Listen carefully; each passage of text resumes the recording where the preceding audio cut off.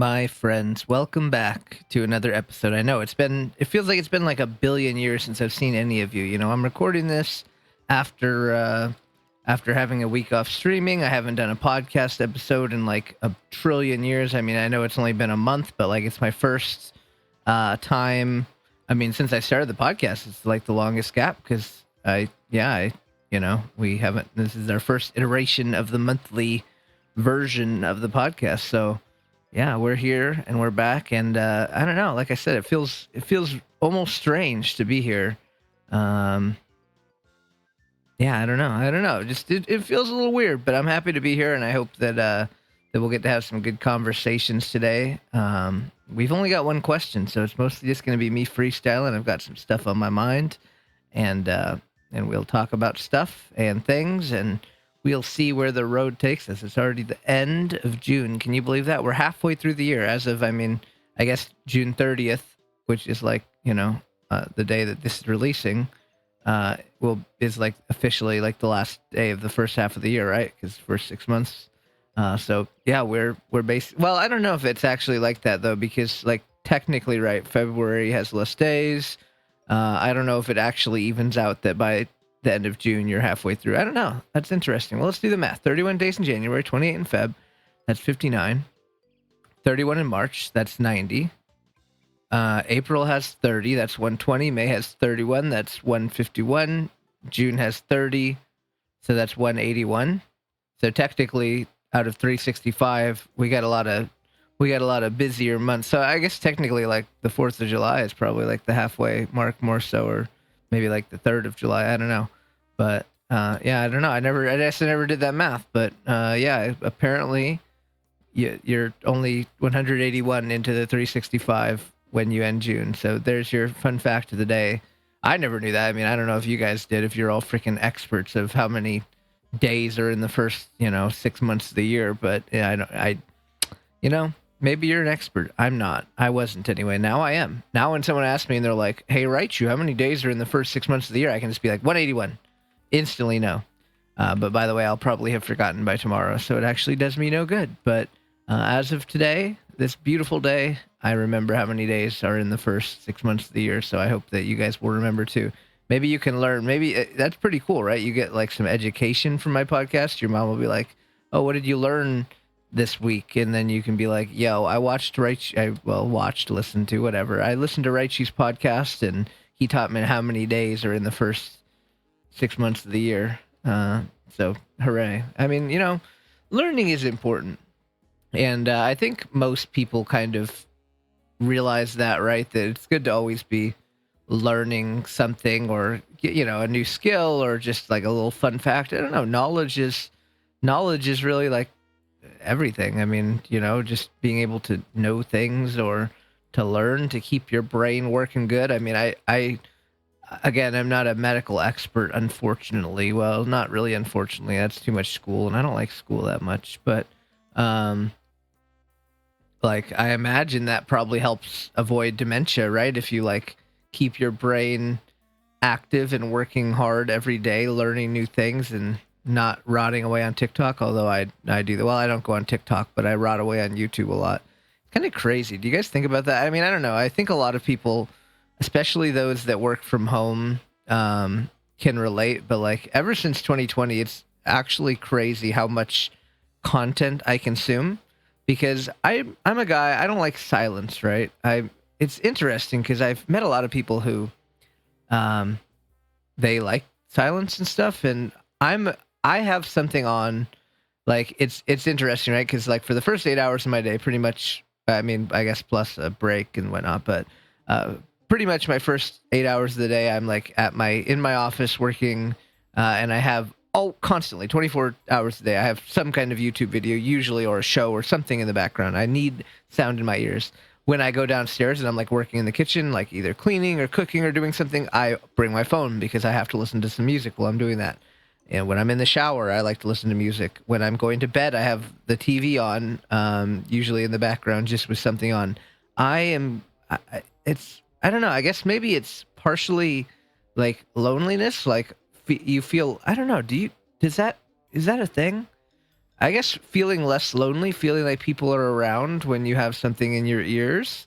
The silence can be deafening in a sense. It can be kind of a way to let thoughts spiral, or just like, I don't know. I guess it's just a distraction. Is that what it is? I'm not sure. But yeah, I'm a noise guy, and yeah, it's crazy because I consume a lot of stuff on YouTube, and like just this past week when I was on vacation, I didn't really do that. Like I didn't keep up with the YouTube channels and stuff that I have on regularly, so like I have just so much content to consume this week, um, while I'll be working. So hey, that's cool though. I gotta catch up. I gotta catch up on my YouTubes. I gotta catch up on my Twitches. I've been very, very out of the loop, and I like that. It's interesting for someone like me, right, who is so perpetually online. Like I've been perpetually online for as long as I can remember. Like in my teens, I have real life stuff going on, but I'm also have a constant internet presence, a heavy internet presence for my basically my, I don't want to say entire life, but for all intents and purposes, my entire life, other than like elementary school. Like probably it was like, well, I don't know about middle school. I don't know, probably was like middle school, and I had a pretty solid online life, playing games and talking to people and making friends online. I mean, when I was freaking, what was I, 19, maybe 20, when I went to New York for the first time to visit a whole bunch of friends out there. Um, yeah, so like I don't know, it's interesting though, but yeah, I was just gonna say, like, for someone that has a perpetual online presence like me, that loves disconnecting so much. I know people who like have a high online presence like me, and when they go on vacation or something, they have to bring their laptop and like stuff just because they don't want to disconnect, or they're not good at disconnecting, or they feel like they can't disconnect. I freaking love when when I have an opportunity to like go somewhere and not bring my laptop and kind of say like, all right, I'm off, guys, like don't bother me. I freaking love that. Like even at cons and stuff, or visiting family, anything really. Like I absolutely adore disconnecting. Um, which is, again, very interesting because I can't imagine my life without the internet. Like, I'm happy to be back to it when I get back. And, like, it's always going to be a big part of my life, I imagine. All my friends are in there. Um, and, like, but yeah, it's nice. I mean, I guess that's normal, right? It's, like, too much of a good thing. Sometimes you need a little break. And, I guess from a perspective of someone who always has something going on in the background noise, always getting DMs and always, having to deal with stream stuff and my community and like a billion Discord servers and all that stuff. Sometimes it's just nice to turn off that noise and just kind of live. I think that's one of the reasons why I like going to the movies a lot. And I've talked about this before. I think we talked about it on my stream before, but I was like, I commented, to Chili Mex, who also loves going to the movies. I commented about how it's just like it's a way to avoid distractions, because I know when and listen, I like movies a lot. Like they're a great way to relax. But like I know when I'm at my house, if I have like a movie on, I'm gonna get distracted, dude. Someone's gonna message me, or I'm gonna get a notification, or something's gonna pop up on my phone and be like, "Ooh, let me check this."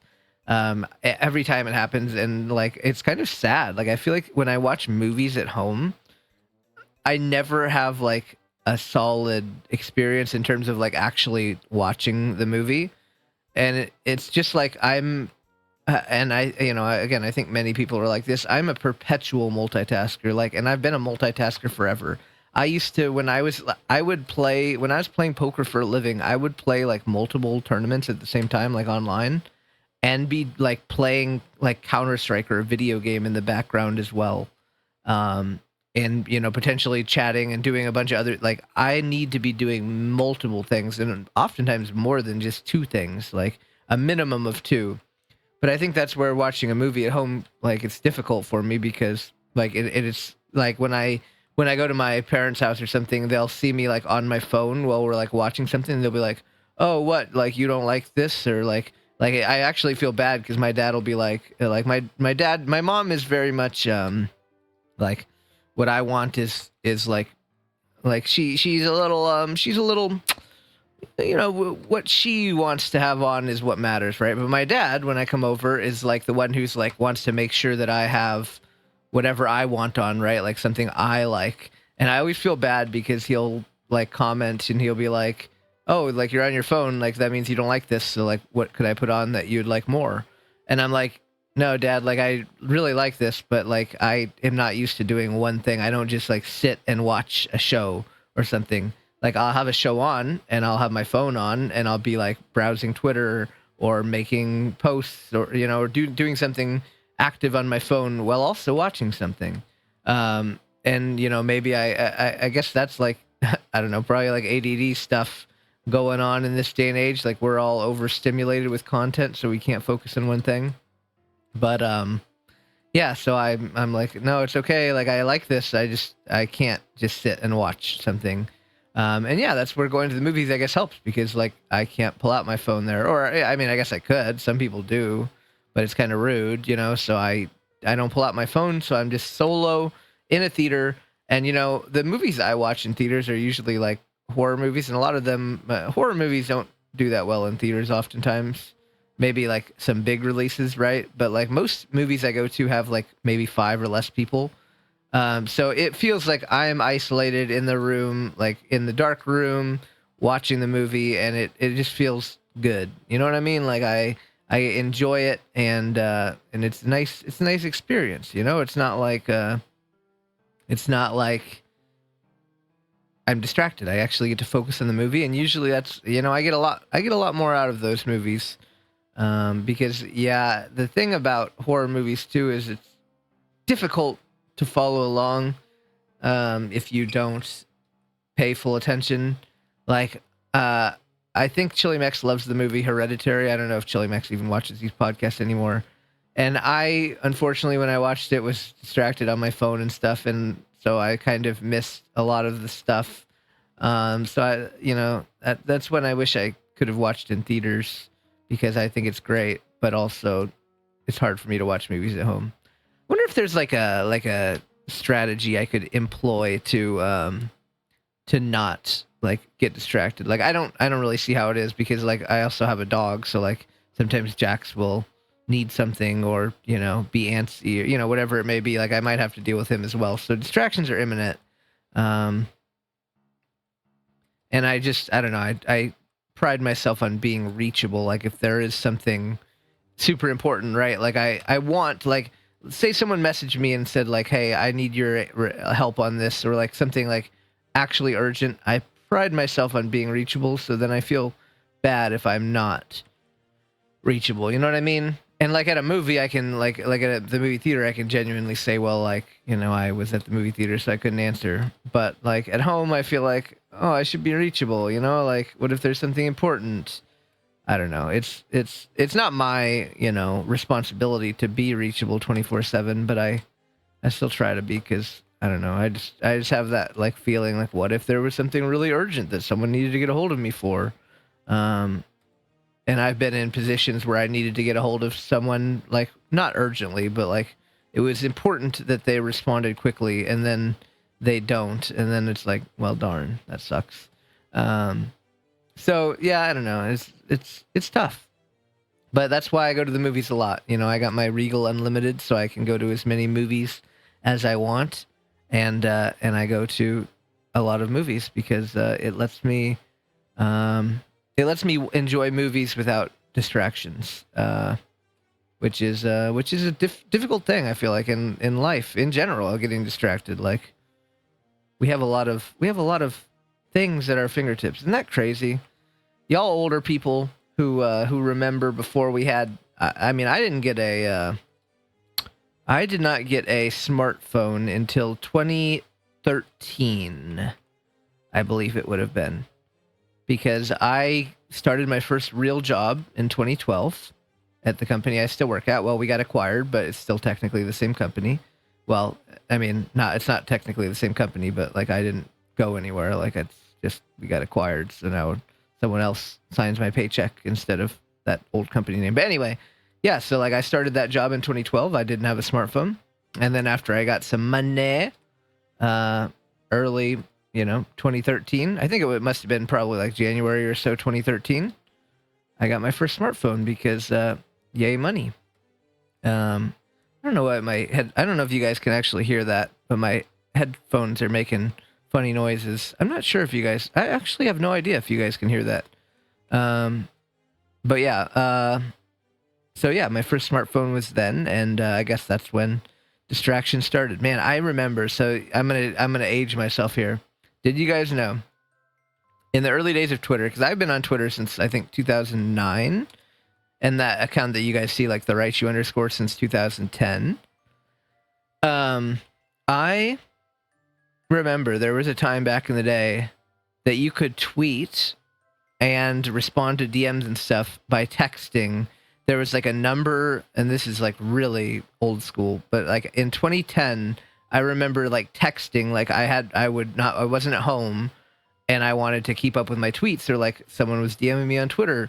And so you can text the thing, like a number, and say like, text, let's just say like Chili Max, text Chili Max, or like DM Chili Max, blah, blah, blah, whatever. And then like so you would like text to DM them via your text if you don't have like, I didn't have a smartphone or data or anything. So, yeah, it fascinating, right? Fascinating. What a crazy world we live in.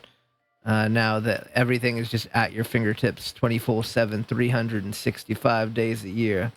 But now, but back in the day, it was a tough time. It was rough.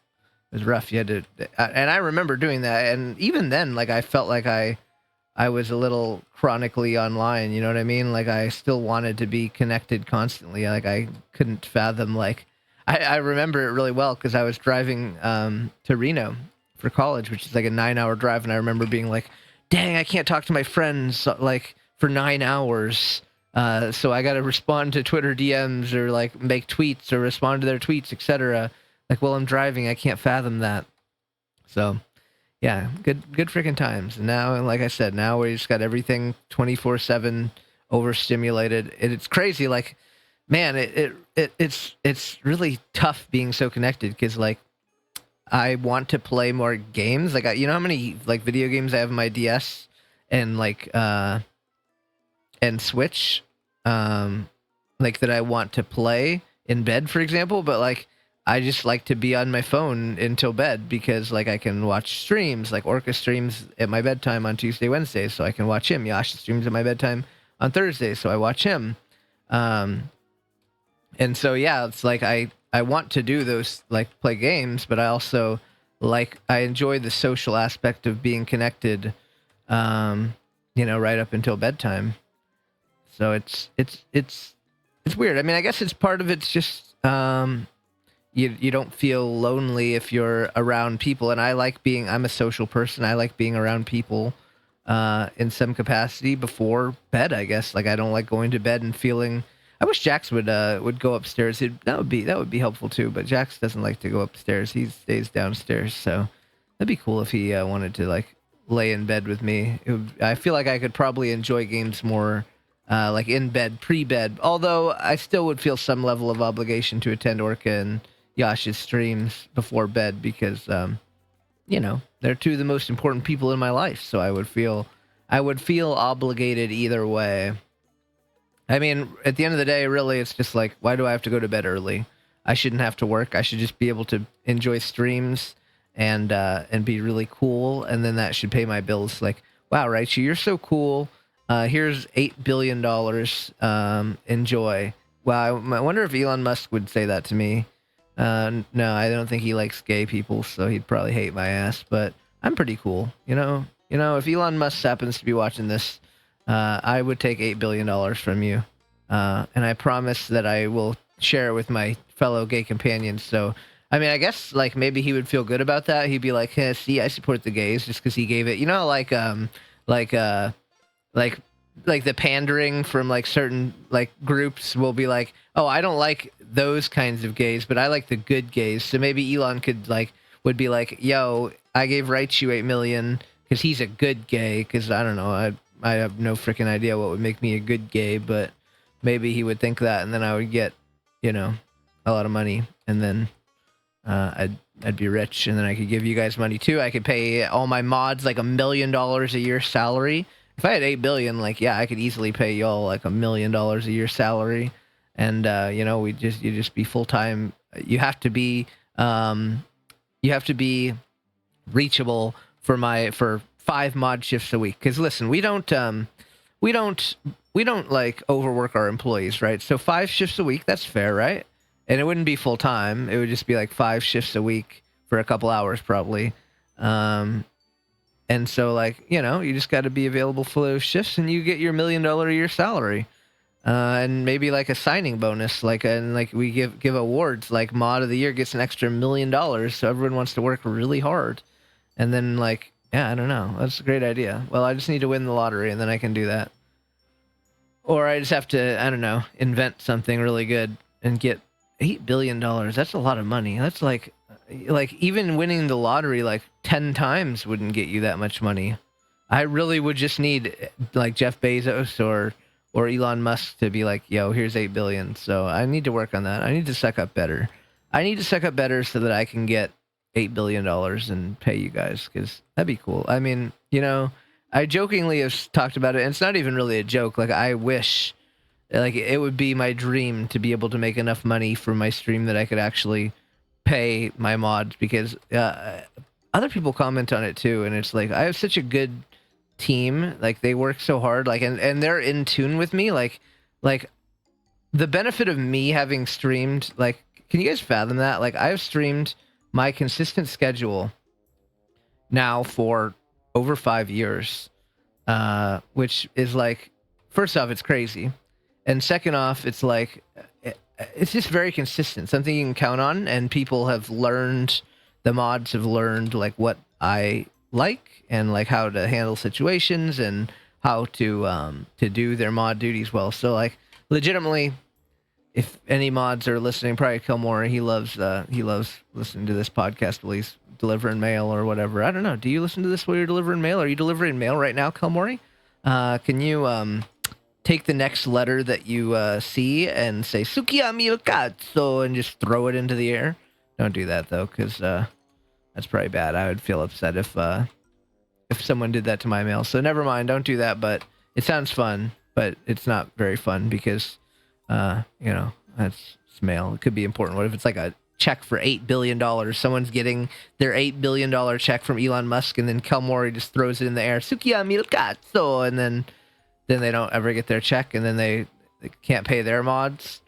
But then no one cashes the check, so Elon has 8 billion extra. So then he's like, well, I guess I'll just give it to RaIety instead. So actually, Kel, I think we got a little strategy brewing here. I think we got some idea, my brother. But what are we talking about? Mods. Yeah, I wish I could pay them, but I do try to give my mods. I used to be able to do it more. I was in a different financial situation where I could give them. I used to, I think, do like 2 mod kind of gifts, or try 2 a year. Now it's kind of just down to 1, but like I still try to at least 1 time a year appreciate them and give them a little something. It's not much, but it's just, I call it mod appreciation. It's like a little something just to know that like, hey, I know this is like, you do like hundreds of hours of work on my stream a year, but here's like $20. I know it's not worth it, but I think for most people, more than anything, it's just the thought that counts, right? It feels nice to be appreciated, right? Like, we have a system at my job. It's called Motivosity, and you can give little gifts, and every employee only gets $3 a month to give out as gifts. But like, even when I get a $3 gift from someone, like, it's nothing. It's like, it's not a lot of money, obviously. Like, it doesn't change my life. But like, when I get that $3 gift, it's like, oh, like they thought of me and they gave me a gift. Like, they appreciate me, and it's like, you're like, ideally you're supposed to give it out like oh, like, you helped me with this project, so here's my Motivosity for the month, or whatever, or like, oh, you covered for me while I was out sick, or whatever it may be. And it's just nice to feel appreciated. Like it's sometimes in life you don't feel appreciated like a lot. I mean, I know for me, like, I've worked at my job for a long time. Sometimes I don't feel appreciated. And sometimes, like, even like modding on Twitch, you don't feel appreciated. Like, you're like, dang, I really put a lot of time into coming to their stream and helping out their stream, and I don't feel appreciated. And I want people to know that they are appreciated on my stream, my mods, you know? Like, I really do. I am really thankful, and people comment on it, and they're like, "Wow, your mods run a good ship," and people can. And like I've talked about it, like we've almost had some issues. I feel like because my mod team is so cool and chill that like it almost feels like sometimes people feel like they can bend the rules a little bit because we are so cool and chill. But I would rather have people feeling like they can bend the rules a little bit rather than feeling like too restricted. Like I know certain streams where people are like, I can't be myself here because the mods are kind of uptight. And like, if I say this comment, even though I didn't mean anything bad by it, like they might just like ban me or something. So I would rather err on the side of like, okay, well, we got, you know, we might be a little too loose and like not enforcing rules, but that's better in my opinion than the alternative because people should feel free. You know, we're all, I mean, well, we're not all, but where many of us, most even I would say the majority of us are LGBTQ plus furries. And so we should have a place where we can just be a little silly and it's not like normal life where we're, you know, forced to live by these crazy rules and, you know, whatnot. Like I would rather, okay, someone made a comment that was a little weird or a little more sexual than it should have been, you know, okay, well, I don't think that's the end of the world. It's, you know, if there's something we can change, do better in the future, cool. But I would rather have a little lax on the rules rather than too tight on the rules because life is too tight on the rules, dude. Like that's basically life in a nutshell is like rules. There's rules for everything. And like, none of us really know what we're doing. We're just trying to survive out here. And like, I don't know. It feels nice to have a little space where, you know what, if that's my like ultimate flaw of my Twitch channel is that like, we're a little too lax and we kind of just like let the rules be bent a little bit in life. I say so be it, you know? I say so be it. It's much better than the alternative. Live your life, you know? Life is hard. If there's a place we can be ourselves a little bit, that sounds good to me because, yeah, again, in life, you know, we oftentimes cannot be ourselves with our family, with our jobs, whatever it may be. Like, I know for me, I've been working my company for going on 13 years and no one there knows that I'm gay because I don't see the benefit. It's a pretty conservative company, and I won't gain anything from them knowing, right?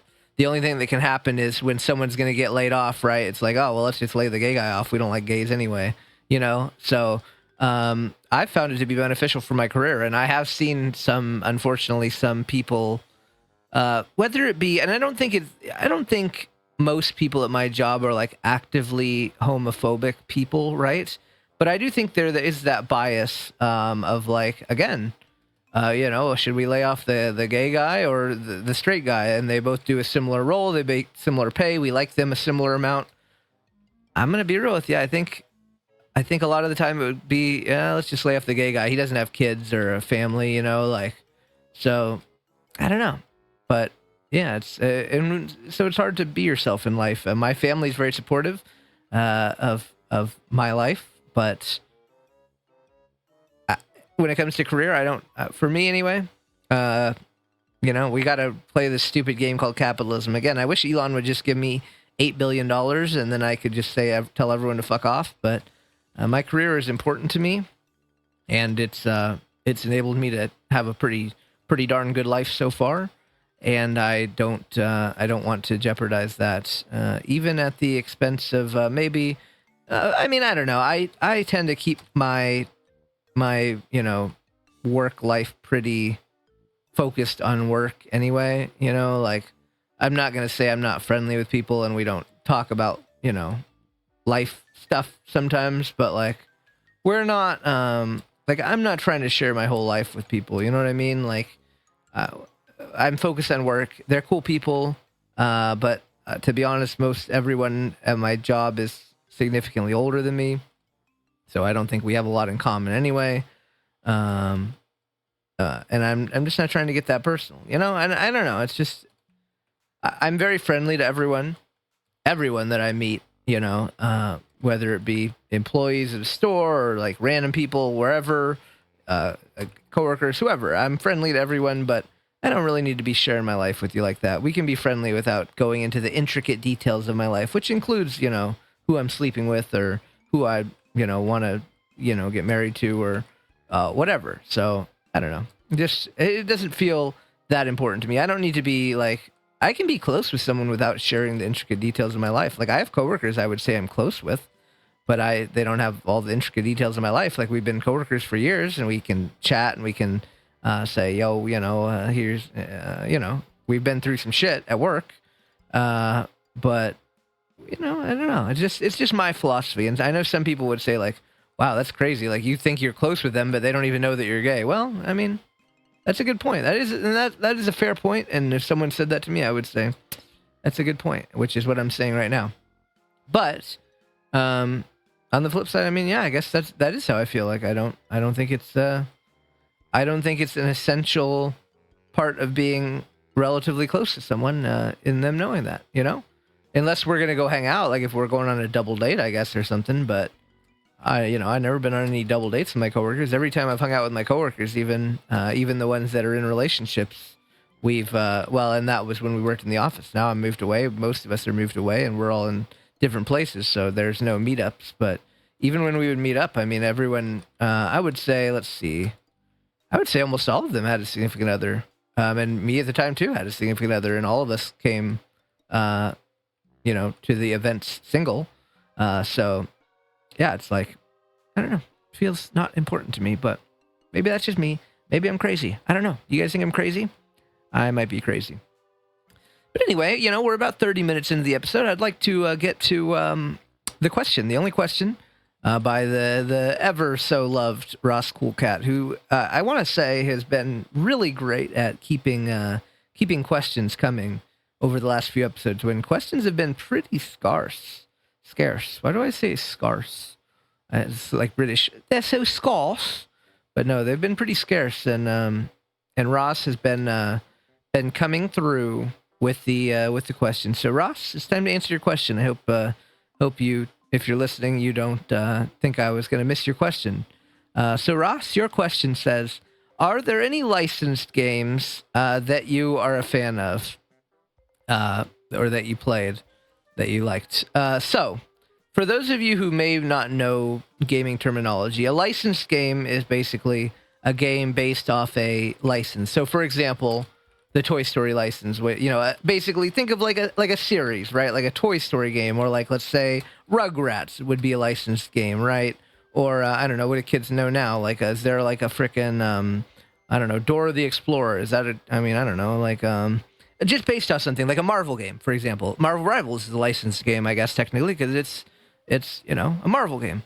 So the question was, is there any that you like? So yeah, I mean, I think like many kids, I grew up getting those type of games because, like, you know, if you like Aladdin and your boomer parents who don't know video games see an Aladdin game at the store, they're going to be like, you know, it's like Aladdin or like Mario, for just as an example. Like, I got lots of Mario games, don't worry. But like, they see Aladdin and they see Mario, and they're like, what the hell is a Mario? We know Aladdin. Like, Raichu loves watching Aladdin. So let's get in the Aladdin game. So I think that is pretty common with parents in general, or like grandparents especially, who really don't know video games. But, oh, little Timmy liked The Lion King, so let's get him the Lion King game. So I played a lot of them. And there are some that I liked, and a lot of them aren't great. You know, speaking from, you know, we're just talking about Aladdin. Aladdin could be in the contention for my favorite licensed game of all time. Like, I just uploaded a series doing it, and I love that game. It's one of my comfort games. It's a game I can play all the time, and just kind of turn off my brain. It's not, as a kid, it felt really difficult, but in my old age, it feels very easy, which I like, because, I don't know, I don't have time to, like, play. Listen, to those of you who like playing, who are old and like playing Elden Ring and stuff like that, that's just, like, brutal. Yeah, I applaud you, but like I Oh, I don't know. I like those games too. I guess there's a time and place, right, for stressful games like that, and for relaxing games that you can just breeze through. So yeah, Aladdin's a great one. One that I played on the Super Nintendo a lot, which is I never realized as a kid it was a bad game until I saw the Angry Video Game Nerd did an episode on it. But it's the Wizard of Oz game on Super Nintendo. I'm not exactly sure why. Like, I got that. Like, I know my mom liked Wizard of Oz, so maybe she was like, "I like Wizard of Oz. I'm gonna get this for you." Or maybe she thought I liked it because I probably watched it with her before. So maybe I told her I liked it. I don't freaking know. But I did and do like that game. It is kind of bad, admittedly. But I don't know. I can enjoy a bad game. That game is not easy. That is not a comfort game. That is a stressful lock-in game. You know, in that game, when you die as like a character, like, you know, I don't know how much knowledgeable you guys are about Wizard of Oz characters, but like you get to be all the characters like Dorothy and the Tin Man and stuff, Scarecrow and the Lion. When they die once, they die forever. So like if you die and you're playing the Lion and you die, he's just dead. Like you don't get him back ever for the rest of the game. So it was a very unforgiving, like it was a pretty brutal game for a child. But I do like it, even though it's kind of bad. Everyone likes the Lion King game. I think that's a pretty universally enjoyed licensed game. Lion King is my favorite Disney movie, so definitely I like the game as well. We talked about Rugrats earlier. Rugrats Search for Reptar on the PS1. Great game. I was a big fan of the Mission Impossible games on N64 and PS1. I believe they're the same game, but I played those a lot. I really enjoy those. This is a licensed game. Let me look over at my game shelf. Let's see if I see anything that pops out at me as like, oh, licensed game. No, I don't. I'm not seeing anything. Let's just try to think a little bit here. I mean, all the Disney games I feel like are pretty good, right? Like, I have the Jungle Book game on the on the Super Nintendo. I have the Pinocchio game. Like, all of those are pretty good. Like, Disney, for all their flaws, they made some good licensed games. Like, none of them are, I don't know if I would say any of them are like mind-blowingly, holy crap, this is the best game of all time, but most of them are pretty darn solid, easy to play, like, fun, good music. Like, they're all pretty solid, which in a time when, you know, back in the day, especially, I mean now too, but when a lot of games are just straight up poo-poo, having some consistency there, knowing that it's going to be pretty good is a good thing. You know, it's like, it's comforting that, okay, at least I'm not going to hate this. You know, DuckTales on the NES is a really popular licensed game. Any that I'm thinking that I can't remember on the or on like the N64. Nothing super jumps out at me, but I liked. There's probably more, if I'm being honest. The Beethoven game on the Super Nintendo. Okay, that game's not great. You know, Beethoven, not the guy who's like does that song like does he do that song? I don't know. But Beethoven, he's a dog. He's a Saint Bernard. You know what Saint Bernards are? They're like big boofers. And there's a movie series about that dog, Beethoven. And he got a video game on the Super Nintendo, which it's not great, but I do like it. There's some Snoopy games. I'm a big fan of Snoopy / Peanuts. Let's see. We talked about Rugrats. Scooby-Doo got some decent games. Nothing that blew me away, but I played a lot of Scooby-Doo games that are pretty fun. Let's think. I'm just kind of running through shows and movies and stuff in my head. Oh, The Page Master. Anyone familiar with The Page Master? That's an old-ish movie. I think it came out in the 90s, maybe the 80s. I'm not sure. Maybe the 90s. And it got a Super Nintendo game, which I played a lot, and I quite enjoy that game. I don't know if I would say it's good. I wonder what the general consensus is. It's weird for me, right? A lot of you guys know I'm not very good at being critical. So a lot of the times I will like think something is good until someone tells me no, right? This is actually bad. Like, again, that Wizard of Oz game was a good example. And, movies, it happens all the time. I'm like, oh, this is a great movie. And then people are like, right, that got like a 17 on Rotten Tomatoes. It's freaking trash, dude. So I don't know. I'm just not very good at being critical. But I think the Page Master game was good. I mean, I think it was really pretty fun. But maybe it's not good. I don't know. But the question was about what I enjoyed, so I definitely enjoyed that one. Let's see. Let me look over. Let's see here. Jurassic Park games, not really a big fan. That would be a licensed game, but there's a lot of them. They're not bad per se. They just never. They wouldn't be anywhere near my favorite licensed games. Like, they're playable, but not wouldn't be in my S tier. Wouldn't be in my A tier. Maybe they'd be in my B or C tier. I'm not really sure exactly, but they're okay. Let's see.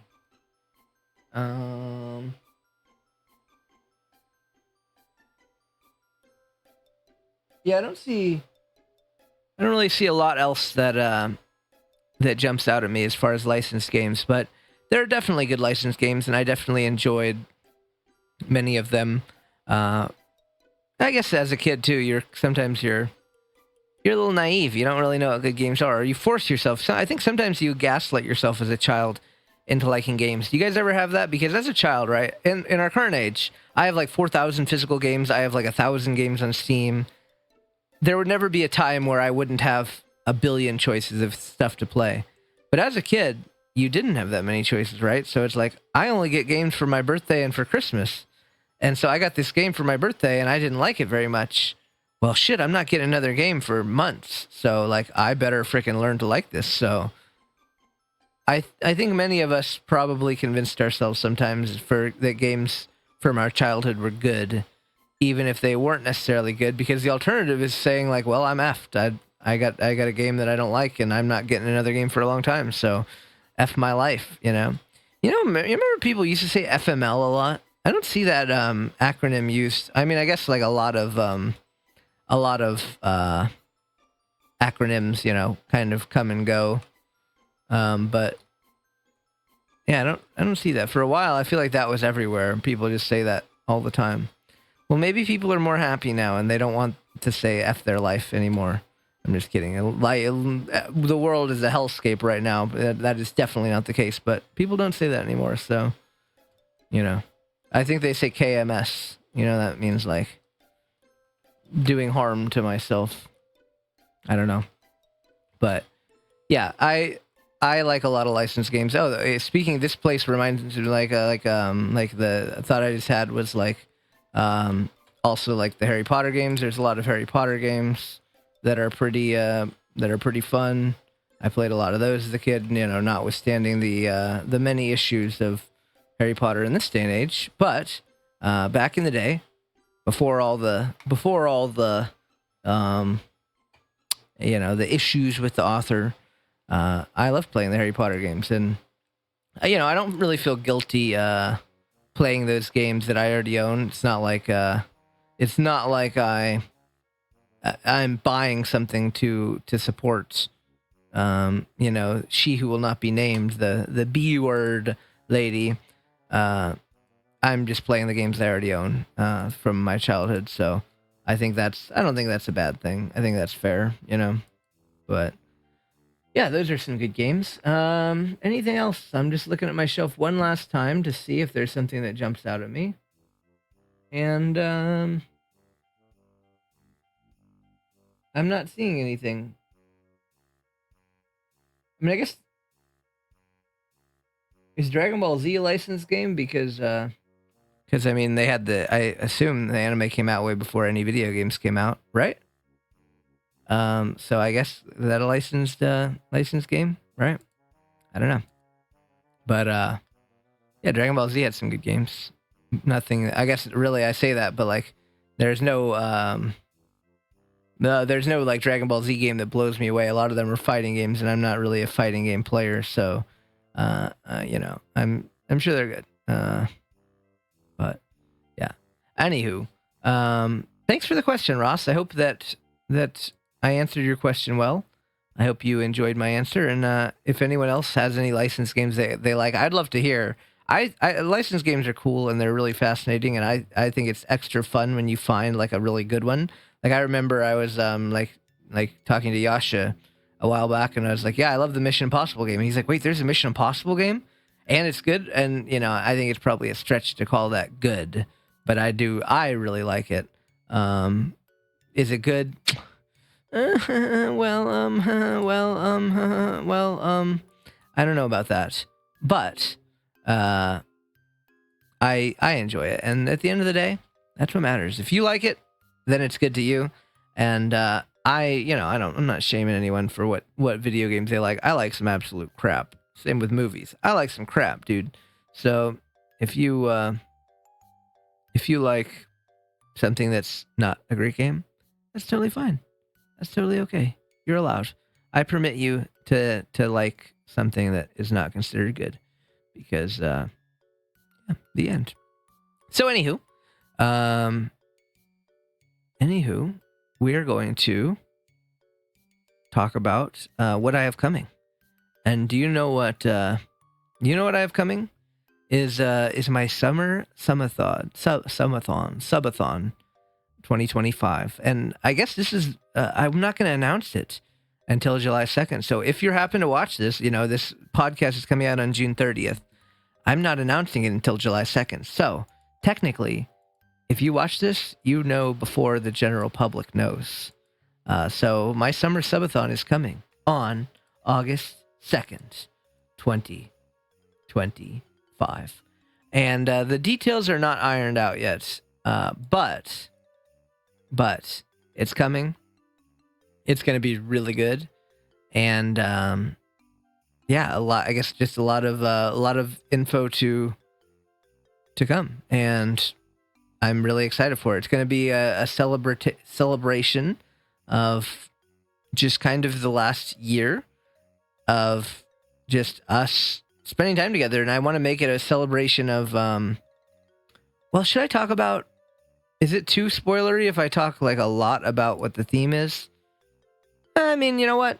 If you're watching my podcast, which I know not that many people watch these days, so if you're watching, I think you deserve to know. So the theme of this year is I'm going to be calling it the Another Year Around the Sun Summer Subathon, and the theory behind it is sometimes we have like a really great year, we accomplish a ton, and we have like things like like you bought a house, or I don't know, you accomplished a lot, right?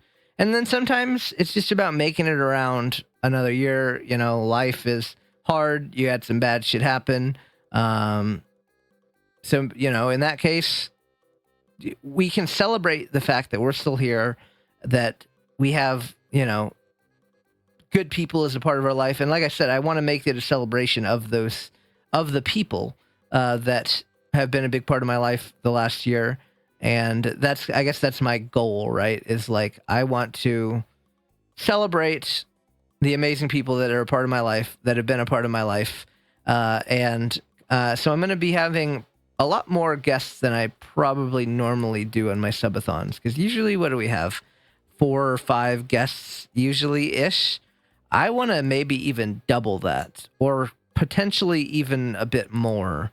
I want to, and I'm not going to have it just be like a free for all where like everyone's just like talking. Like, I want to have individual people, and that's my goal. And I don't know, I got to do the logistics of how long it's going to be, and like how I can fit everyone into time slots and like all that stuff. But my goal is to have segments with a lot of different people, and make the focus about them and kind of what they've brought to my life, and just celebrate people, and celebrate, us making it another year around the sun. Maybe not having the best year ever, maybe having even a crappy year in many regards, but being able to say, you know what, we're here. There's like, here's some people that help make it worth it to go around the sun another year, and to keep on keeping on in this crazy ass world that we all live in. So that's kind of my idea behind the Right Choose Another Year Around the Sun subathon. And so that's going to be going down on the beautiful day of August 2nd. So I hope you'll be there. I'm still ironing out some other details, like how long it's going to be. I think I mentioned it. And so maybe we'll yeah, I don't know. We're ironing things out. I think one of the big questions I have is if I'll be doing it in a traditional like time added subathon, right? So like people you subscribe and then you get what do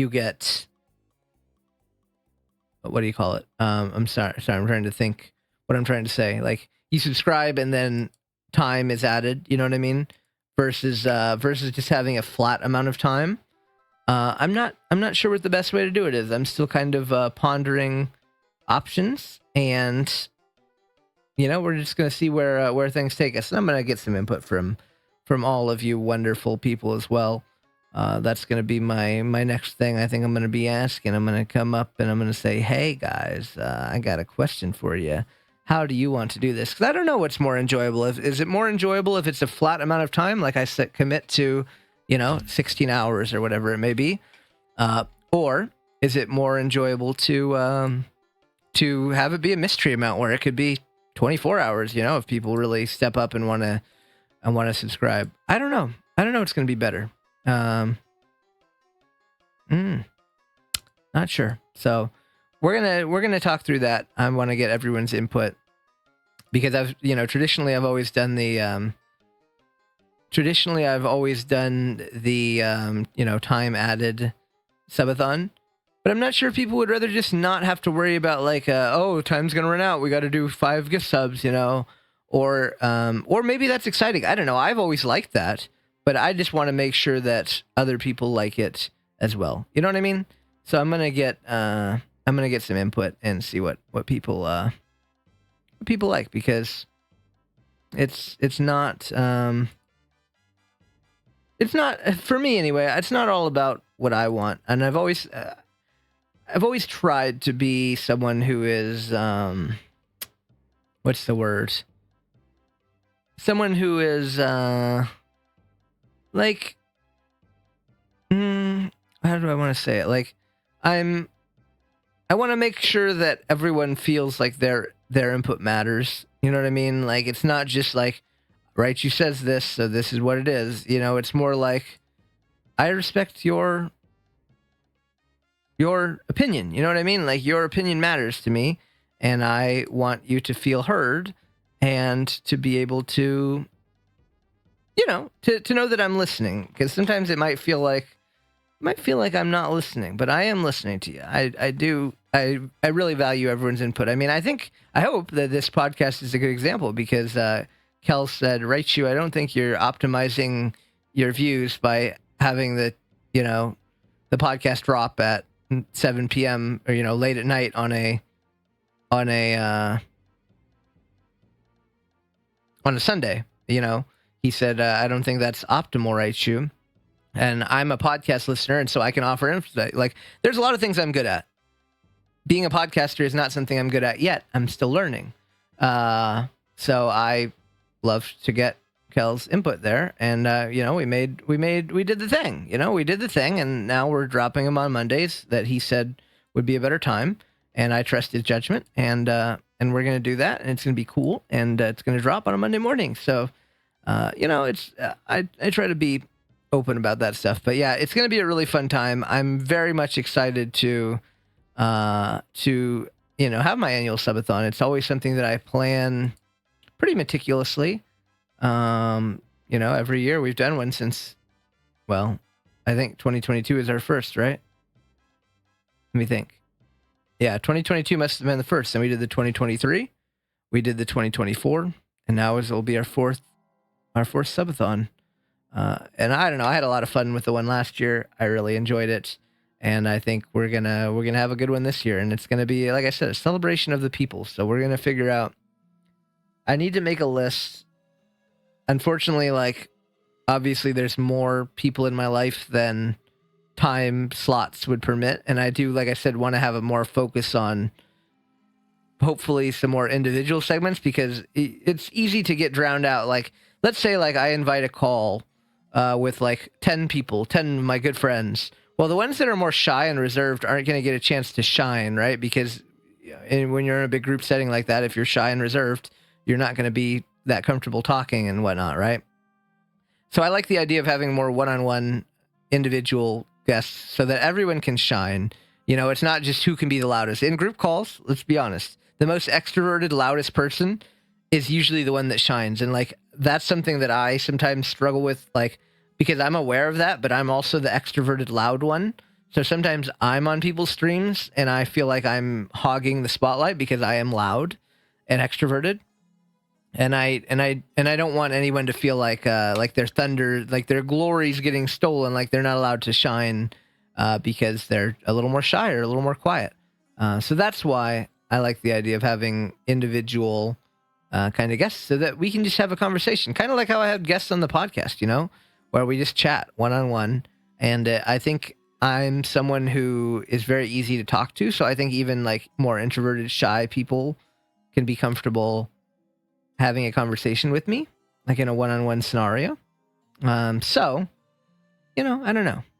I think that's a good idea. And I might try to even mix it up with some people that you might not expect, right? Like when you hear me say, I'm sure like you hear me say there's going to be guests, and now in your head you're thinking of people, right? Certain people. And you're like certain, you're like, yeah, you're definitely thinking like, oh, it's definitely going to be this person, that person, etc.